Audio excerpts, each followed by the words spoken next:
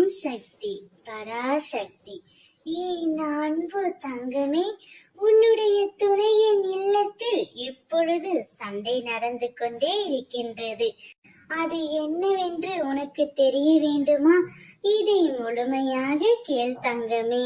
நாம் கடந்த காலத்தில் நடந்த விஷயங்களை பற்றி கவலைப்படக்கூடாது.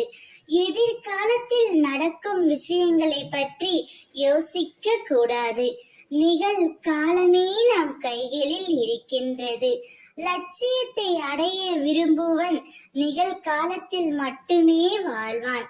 பந்த பாசமே துன்பத்திற்கு காரணம். ஒருவன் இன்பமாக வாழ வேண்டுமானால் பற்றற்ற நிலையில் இருக்க வேண்டும்.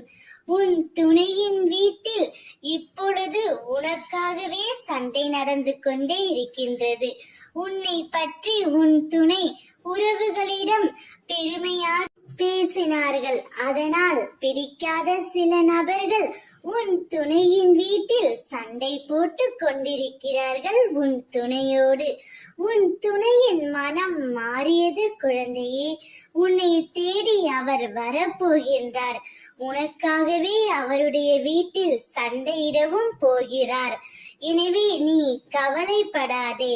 அவர் உன்னை தேடி நாடி வருவார். அவர் எதுவும் வேண்டாம், நீயேதான் என் கதி என்று உன்னை சுற்றி வரப்போகின்றார். உனக்கு நல்லது நடக்க போகின்றது. அதற்கான அறிகுறி உனக்கு முன்கூட்டியே தெரிய வரும்.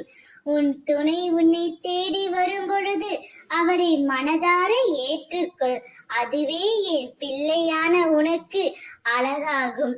நீ உன் வாழ்க்கையை சந்தோஷமாக வாழ். ஓம் சக்தி பராசக்தி.